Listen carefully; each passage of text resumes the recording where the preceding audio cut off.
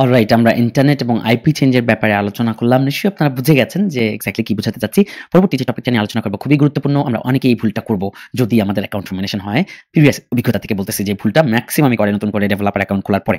যদি আপনার play store account চলে যায়, নতুন করে অ্যাকাউন্ট খুলেই পুরনো কোনো অ্যাপস নতুন কনসোলে ছাড়বেন না। আমি আবারও রিপিট করছি, পুরনো কোনো অ্যাপস আগের সোর্স কোড দিয়ে শুধু প্যাকেজ নেম চেঞ্জ করে আগের আইডিয়া, আগের ফিচার, আগের সবকিছু দিয়ে ওই অ্যাপসটা আর নতুন করে নতুন কনসোল অ্যাকাউন্টে ছাড়বেন না। ফাইন, বিষয়টাকে একটু ব্যাখ্যা করি। দেখেন, আপনার যদি একটা ডেভেলপার অ্যাকাউন্ট চলে যায়, নতুন করে যখন আপনি অ্যাকাউন্ট খুলবেন, আমরা সবসময় কি করি? একটা অ্যাপসে ফর এক্সাম্পল ১০,০০০ ডাউনলোড ছিল, আমার মায়া লাগে যে ওই অ্যাপসটাই আবার ছাড়ি। ওকে? সো আমরা কি করি? আমরা ওই অ্যাপসটা হুবহু সেম থাকে। আমরা শুধু প্যাকেজ নেম চেঞ্জ করি, অ্যাপসটা আবার ছেড়ে দেই। which is completely wrong। ১ম ভয়ানক রং স্টেপ এটাই। গুগলকে বুঝাই দেওয়া যে আমি সেই মানুষ যার অ্যাকাউন্ট তুমি আগে টার্মিনেশন করছো। এত খরচা করলাম, নতুন কম্পিউটার নিলাম, নতুন ফোন নিলাম, নতুন সিম নিলাম, নতুন করে অ্যাকাউন্ট খুললাম। এসে আমি পুরোনো অ্যাপসটা আবার পাবলিশ করে দিলাম। সো সবসময় ট্রাই করেন, বঙ্গ একাডেমিতে সিজন 1, 2, 3 শেষ করেন, নিজে প্র্যাকটিস করেন, নতুন করে শিখেন, ভালো প্রজেক্টের কাজ করেন, বিভিন্ন প্রবলেম সলভ করার চেষ্টা করেন, সময় নিয়ে ধৈর্য ধরে প্র্যাকটিস করেন, স্কিলটাকে ডেভেলপ করেন এবং এমন অ্যাপস এবার এই প্লে স্টোরে ছাড়বেন যেটা হবে একদমই ইউনিক, একদমই নতুন এবং যেটা আপনার নিজের হাতে তৈরি কোড এবং যেখানে টার্মস অ্যান্ড পলিসি মেনে আপনি কাজ করেছেন। Data safety, terms and condition এবং প্রাইভেসি পলিসি ইত্যাদি বিষয়গুলো সব মাথায় রেখে আপনি সুন্দর করে অ্যাপটাকে তৈরি করেছেন। সেরকমভাবে নতুন কনসোলে আপনি অ্যাপ প্রকাশ করুন। কোনোভাবেই আগের অ্যাপসগুলো যেগুলো আপনি অলরেডি ইউজ করেছিলেন সেগুলো ছাড়া থেকে বিরত থাকুন। ফাইন, আপনার কাছে একটু কনফিউশন আসতে পারে যে আগের অ্যাপসগুলার কোড বা কিছু কি আমি কখনোই ব্যবহার করতে পারবো না? পারতেন ভাই, পারতেন, কিন্তু এখানে ইস্যু আছে। আপনার ব্যবহার করার দরকার নাই। আমি বলব না। বিকজ আমরা কি করি? আগের অ্যাপসটাকে যদি আমি সেম ফিচার, ফর এক্সাম্পল আগে আমি একটা XYZ অ্যাপ বানাইছিলাম। XYZ এ ABCD ফিচার আছে। এখন আপনি আগের অ্যাপসটা যখন পুরাপুরি হুবহু ছেড়ে দিলেন, প্যাকেজ নেম চেঞ্জ করে, গুগল এটা বুঝে ফেলে। কারণ আপনার ডিজাইন, আপনার ক্লাসের নামগুলা, আপনার সবকিছু সেম টু সেম আছে এবং ফিচার স্পেশালি অ্যাপসের মধ্যে সুযোগ সুবিধা সব একই রকম আছে। কিন্তু আপনি কোনো কিছু নতুনত্ব সেখানে আনেন নাই। আগেরটাই হুবহু ছেড়ে দিছেন। তার মানে কি আগের সোর্স কোড আপনি ব্যবহার করতে পারবেন না? তা না, আমি বলতেছি না যে কিছুই ব্যবহার করতে পারবেন না। ব্যবহার করেন ভাই, নতুন করে কিছু করেন। আগের আইডিয়াটা হুবহু রেখে নতুন কোনো ফিচার যদি আপনি এড করতে না পারেন, নতুন কোনো ভ্যালু যদি এড করতে না পারেন, তাহলে আগেরটা অলরেডি অ্যাকাউন্ট টার্মিনেশন হয়ে গেছে। ওই সেম অ্যাপসটা আবার ছাড়ার দরকারটা কি? আমার মনে হয় সেটা দরকারই নাই। আমি বলব আপনারা একদম নতুন করে কামব্যাক দেন। নিজের ইনোভেটিভ ব্রেইনকে কাজে লাগান। নিজের মাথা খাটান। পলিসি টার্মস মেনে সুন্দর একটা অ্যাপস আপনি তৈরি করেন। কি শিখাই নাই আমি? এখনো পর্যন্ত হয়তো অনেক কিছু বাকি আছে। Amazon বা বট, সার্ভার, AWS বিভিন্ন কিছু এখনো আমি আপনাদেরকে শেখাবো। বাট হোয়াটএভার, আপনি এটা বাদ দেন না। আপনি ডোমেইন হোস্টিং দিয়ে কাজ করেন, অসুবিধা নাই। আপনি এখনই database, recycler view, list view, বিভিন্ন রকম অ্যালগরিদম আপনাদেরকে সবই তো শেখানো হইছে। সো চাইলে আপনি অনেক কিছু বানাইতে পারেন যদি মাথা খাটান। যদি ২ মাস পরিশ্রম করেন, একটা দারুণ আইডিয়া আপনার মাথা থেকে আসবে। So why not? আপনি নিজে পরিশ্রম করে নতুন একটা আইডিয়া নিজে কোড করে পলিসি মেনে নতুন করে কামব্যাক করতেছেন। আর পুরোনো কোডগুলা যদি ইউজ করতেও হয়, মেক সিওর যে সেখানে আপনি পর্যাপ্ত পরিবর্তন করেছেন, সেখানে আপনি কোডের স্ট্রাকচার চেঞ্জ করেছেন, ক্লাসের নামগুলো বদলাইছেন।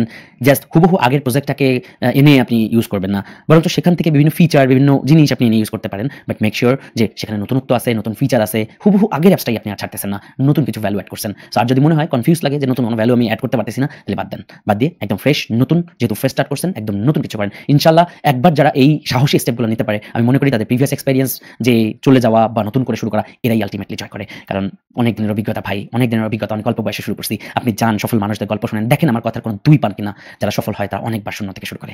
এটাই বাস্তবতা। বেশিরভাগ ক্ষেত্রেই সফলতা কখনোই একবারে ধরা দেয় না। বেশিরভাগ ক্ষেত্রেই আমার কাছে মনে হয় ম্যাক্সিমাম সব ক্ষেত্রেই সফলতা একবারে ধরা দেয় না। সো একবার দুইবার এরকম হ্যাসেল অথবা এরকম একটা খারাপ কন্ডিশনে যারা কামব্যাক দেয়, এরাই জয় করে। সো নিশ্চিতভাবেই আপনার যদি এরকম বিপদের মধ্যে দিয়ে যেয়ে থাকেন, আপনি জয় করবেন ইনশাআল্লাহ। আমার সেই বিশ্বাস, সেই ভরসা আপনার উপর আছে। জাস্ট আপনাকে সুন্দর করে নিয়ম মেনে কামব্যাকটা দিতে হবে, সাহসের সাথে কামব্যাকটা দিতে হবে। খালি ঘেনার করে পুরনো জিনিস খালি মাথায় রাখলে হবে না। So it's a comeback means comeback. ভাই এরকম সিচুয়েশন আমি অনেকবার পড়ছি লাইফে। নট লাইক গুগল প্লে কনসোলের সাথে। এমন অনেক স্টার্টআপ, এমন কিছু এত স্বপ্ন নিয়ে বানাইছি, এত সারা রাত পরিশ্রম করছি, ২ মাস টানা কাটছি, সেই জিনিস আমি বাদ দিয়ে দিছি। শেষ সময় এসে মনে হয়েছে যে না, সামথিং রং। আমি এই আইডিয়াটা মানে এখন তো ধরেন পরিশ্রম গেছে, কিন্তু আমি মাঠে নামলে অনেক পয়সা যাবে, অনেক অসুবিধা, বাদ দিয়ে দিছি। একদম নতুন করে আবার শুরু করছি, ফ্রেশ স্টার্ট দিছি। অনেক কিছু ভাই ছাড়তে হয় লাইফে। সো আমার মনে হয় একটু ছেড়ে দেখেন, অনেক কিছু পাবেন। যাই হোক, আরো একটা গুরুত্বপূর্ণ যেটা বলবো, যেটা অনেকের ভুল হতে পারে, সেটা হচ্ছে আগের website link. For example Google Play কনসোলে যখন অ্যাকাউন্ট খোলেন আপনি, তখন একটা ওয়েবসাইট লিঙ্ক দেওয়ার সুযোগ থাকে। ওয়েবসাইট লিঙ্ক সেখানে যদি আপনি যুক্ত করে থাকেন, ফর এক্সাম্পল abcd.com ওয়েবসাইট আপনার, এই ওয়েবসাইটটা আগের অ্যাকাউন্টের সাথে যুক্ত ছিল, যে অ্যাকাউন্টটা টার্মিনেটেড হয়ে গেছে। এবং প্রাইভেসি পলিসিতে আমরা যে লিঙ্ক দেই, ওকে, ওই লিঙ্কটা আগে যে লিঙ্কটা দিয়েছিলেন, নতুন করে যখন আপনি কামব্যাক দিবেন, নতুন করে কনসোল অ্যাকাউন্ট খুলবেন, ভুলেও আগের সেই ওয়েবসাইটটা, আগের সেই ডোমেইনটা আপনার নতুন অ্যাকাউন্টের সাথে কোথাও যাতে কানেক্টেড না থাকে। ওকে, আগে যদি আপনি abcd.com ওয়েবসাইট লিঙ্ক আপনার অ্যাপসে, গুগল প্লে স্টোরের ওয়েবসাইটের ওখানে দিয়ে থাকেন, তাহলে ভুলে যান ওই ওয়েবসাইটের নাম বদলায় abc থাকলে abcdef দেন, অসুবিধা নেই। কিন্তু হুবহু আগেরটা দেওয়ার দরকার নাই। কারণ গুগলকে কোনোভাবেই আমরা বুঝতে দিব না, গুগলকে কোনোভাবেই আমরা জানাবো না যে we are the same person, যার অ্যাকাউন্ট তুমি টার্মিনেশন করছো। আমি একটা নতুন মানুষ, আমার নতুন ওয়েবসাইট, আমার নতুন ঠিকানা, নতুন কিছু, নতুন সবকিছু। ওকে, সো একবার এই জিনিসপত্র, পুরোনো জিনিস ছাড়তে পারলে দেখবেন 1 থেকে 2 মাস লাগবে সবকিছু নতুন করে সেট আপ করতে, ম্যাক্সিমাম 3 মাস। 3 মাসের মধ্যে দেখবেন আপনার মনেই পড়ে না পুরোনো কি ছিল। একেবারে অভিজ্ঞতা থেকে বলতেছি।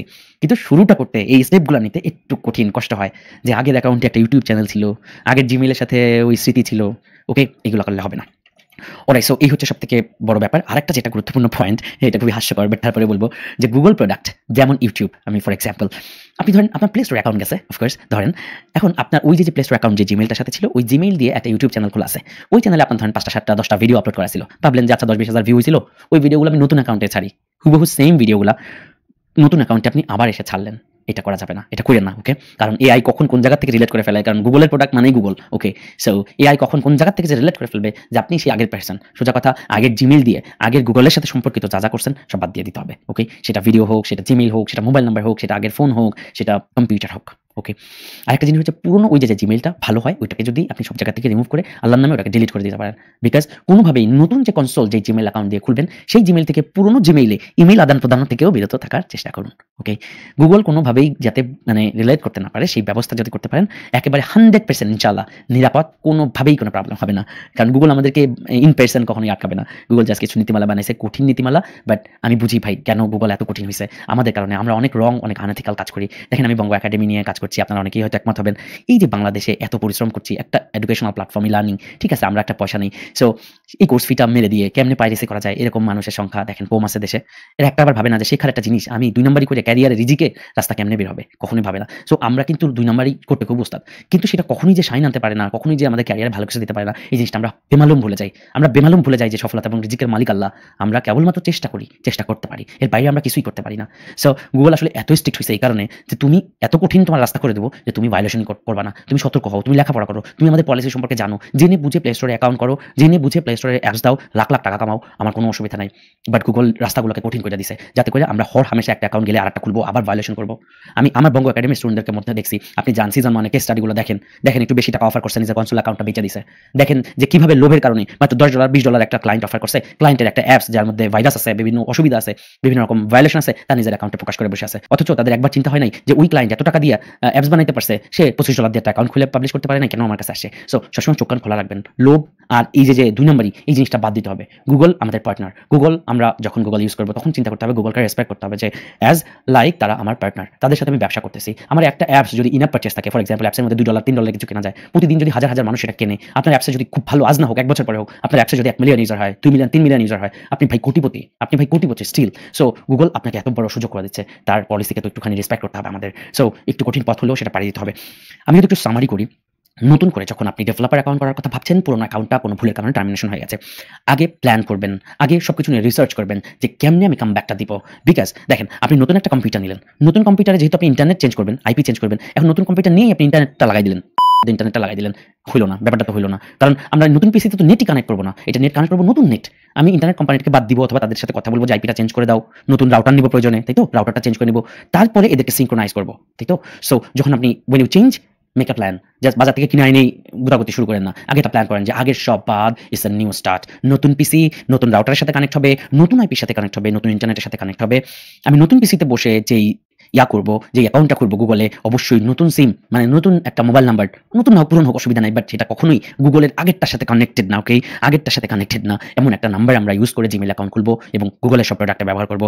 মেক শিওর আপনি নতুন একটা ভিসা কার্ড, ক্রেডিট কার্ড অথবা নতুন একটা পেমেন্ট মেথড ইউজ করতেছেন, মেক শিওর পুরনো ক্রেডিট কার্ডটা আপনি ভুলে গেছেন, অথবা আপনি যদি ওটা কাছে থাকেও অসুবিধা নাই, গুগলের কোনো প্রোডাক্টে কেনাকাটার ক্ষেত্রে পুরনো যে ভিসা কার্ড সেটা আমরা কখনোই ইউজ করবো না। আগের যে জিমেইল অ্যাকাউন্ট আছে ওই জিমেইল অ্যাকাউন্টের সাথে নতুন ডেভেলপার কনসোল খোলার জন্য নতুন পিসি দিয়ে যে জিমেইলটা খুলেছেন সেখানে কোনো ইমেল চালাচালি করবো না। আমরা কোনোভাবেই সেখানে পুরনো মোবাইল নাম্বার গুগলের কোনো প্রোডাক্টে ব্যবহার করবো না এই ডিভাইসে এবং আমাদের টেস্ট ডিভাইসে। Alright, so it's a new person, it's a new thing, যেটা পুরনো কোনোটার সাথে কানেক্টেড না। যদি কোথাও থাকেও সেটা যাতে গুগলের বাইরে হয়, গুগল বাদে মাইক্রোসফটে হোক, ফেসবুকে হোক, গুগল সেটা দেখতে পারবে না, বাট গুগলের কোনো প্রোডাক্ট, ওকে, সেটা গুগলের নো। আপনি জেনে নিন গুগলের কি কি প্রোডাক্ট আছে, আমরা সবই মোটামুটি ঘুরে ফিরে গুগলের, গুগল ক্রম, ঘুরে ফিরে আমরা গুগলের জিনিসপত্র ইউজ করি, ইভেন অ্যান্ড্রয়েড ফোনটাই তো গুগলের। সো ওকে, সো আমরা তাহলে এই বিষয়গুলো আশা করা যায় বুঝলাম। এবং সবথেকে গুরুত্বপূর্ণ যেটা একটা ব্যাপার যে নতুন অ্যাকাউন্ট খুললেই ভাই আগের অ্যাপস যেটা অলরেডি যেটার কারণে অ্যাকাউন্টটা গেল, ভুল করছি যেটা নিয়ে, হুবহু সেই অ্যাপ ছাড়ার দরকার নাই। Make something new, make something innovative, নতুন কিছু করেন, নতুন কিছু সময় নিয়ে কোড করেন, অফকোর্স। এবং লাস্টলি আমি আপনাদেরকে যেটা বলবো যে অফকোর্স আপনারা নতুন অ্যাকাউন্ট খোলার ক্ষেত্রে প্লিজ মেক শিওর যে আপনি এখনই ঝাঁপাই পড়া যাইয়া একটা অ্যাকাউন্ট খোলা দরকার নাই। একটা অ্যাকাউন্ট চলে গেছে তাতে কি, আপনি ফেসবুক পেজ খোলেন, আপনি আপনার কাজগুলো সম্পর্কে মানুষকে জানান, আপনি ভালো স্কিল ডেভেলপ করেন, আপনি বিভিন্ন রকম ক্লায়েন্টের কাজ করেন, বিভিন্ন রকম প্রতিযোগিতায় যান। আমি বুঝি না আপনাদের মধ্যে অনেকেই আমি দেখছি প্রতিযোগিতায় যান। আবার মেক্সিমাম অনেকেই জানেনই না যে কখন কি প্রতিযোগিতা হয়। আপনারা কি পাগল নাকি? দেশে এত আইটি প্রতিযোগিতা হয়, অ্যাপ ডেভেলপমেন্ট প্রতিযোগিতা হয়, আইডিয়া প্রতিযোগিতা হয়। কেন সেসব জায়গায় যান না? আপনি জানেন আমি অল্প বয়স থেকে এইসব প্রতিযোগিতায় গেছি। আমি তো সেরকমভাবে ফ্রিল্যান্সিংই পছন্দ করতাম না কখনো।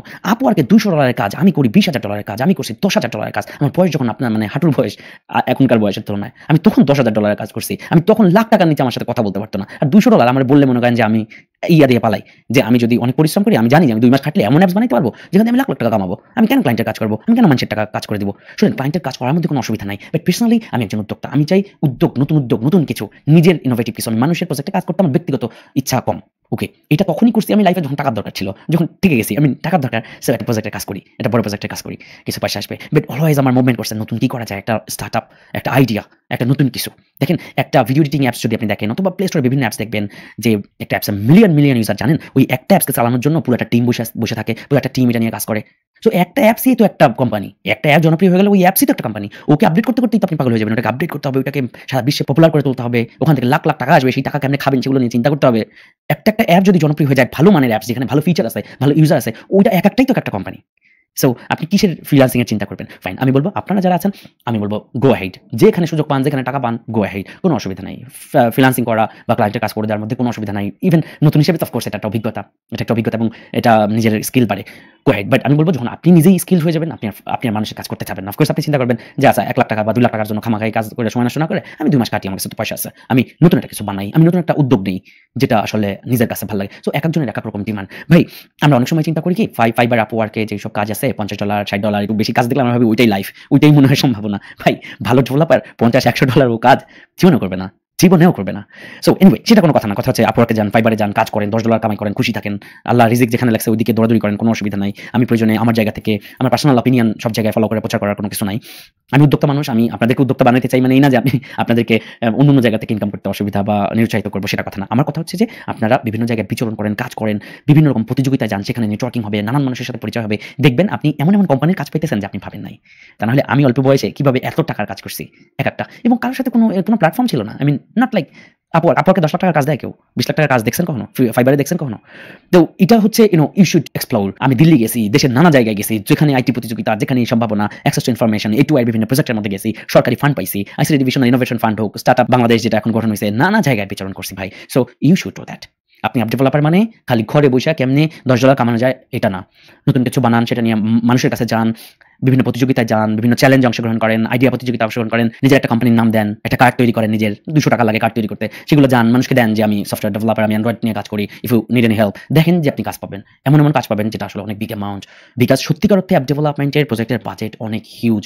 আপনি নিজেই টেস্ট করতে পারবেন। বাংলাদেশে অনেক ভালো সফটওয়্যার কোম্পানি আছে। যেকোনো একটা কোম্পানির কাছে যায়া একটা ভালো আইডিয়া বলেন যে আমি পাঠাওয়ার মতো নতুন একটা অ্যাপস বানাবো। ইউ হ্যাভ টু ডেভেলপ ইট। একদম নিউলি তুমি ডেভেলপ করে দিবা। কত টাকা নিবা? দেখবেন যে ৩০-৪০ লাখের নিচে তারা বলে কিনা। ওকে, সো এটাই অ্যাকচুয়াল।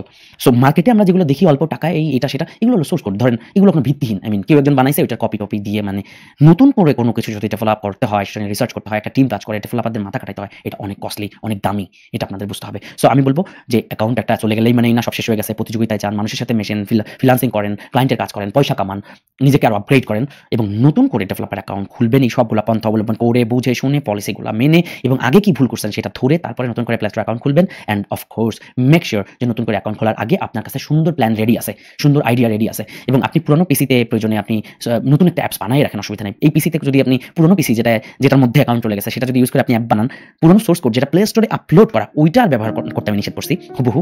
বাট আপনি যদি এই পিসিতে পুরনো পিসিতে কোডও করেন, ওই কোড ব্যবহার করার সমস্যা নাই। ওকে, বাট যে অ্যাপসটা আপনি অলরেডি আপলোড করছেন সেই অ্যাপসের সোর্স কোড আর হুবহু ইউজ করবেন না। আমি বলবো ইউজ করার দরকার নেই, ইউজ করলেও অনেক চেঞ্জেস করে। ওকে, সেই সব কিছু বিষয় মাথায় রাখেন, ইনশাল্লাহ খেলা হবে। বাংলাদেশে বিশাল সম্ভাবনাময় একটা দেশ আমাদের। আমরা হাজার লাখ মানুষ, কিন্তু সিস্টেম আমাদের একেবারে পঙ্গু বানায় রাখছে, আমাদেরকে অসহায় বানায় রাখছে তার কাছে। কারণ সিস্টেম আমাদেরকে জাস্ট বুঝাইছে যে এই দেশে তোমাদের চাকরি করতে হবে, এই ৩০-৩৫-৪০ হাজার টাকা চাকরি মূলা ঝুলাই দিয়ে আমাদেরকে অনার্স মাস্টার্স পর্যন্ত লেখাপড়া করায়। ডাক্তার, ইঞ্জিনিয়ার, পিএইচডি যারা করে অনেক হাই লেভেল, আমি তাদের কথা বলতেছি না। আমরা যারা ডিগ্রি ফিগ্রি এটা সেটা ঘোড়ার ডিম পড়ি, আমাদেরকে জাস্ট একটা মূলা ঝুলাই রাখছে। ভাই, স্কিল ডেভেলপ করেন। এই দেশের সিস্টেমের যে লুপহোল, এই লুপহোলে আমাদের পড়া দরকার নাই। সারা বিশ্বের আইটির বাজার আমাদের জন্য উন্মুক্ত। অ্যাপ ডেভেলপমেন্ট না শুধু, অ্যাপ ডেভেলপমেন্ট বলেন, ওয়েব ডেভেলপমেন্ট বলেন, গ্রাফিক্স বলেন, আইটির যাবতীয় শাখা বলেন, আইওটি, এই সবগুলো শাখায় আমি চাই আপনারা বিতরণ করেন। আমি চাই আপনারা সবগুলো শাখায় আস্তে আস্তে নিজেদেরকে মেলে ধরেন এবং আমরা বাংলাদেশের তরুণরা এই সেক্টরগুলোতে রাজ করবো ইনশাআল্লাহ। দেখা হচ্ছে অন্য কোনো লেকচারে।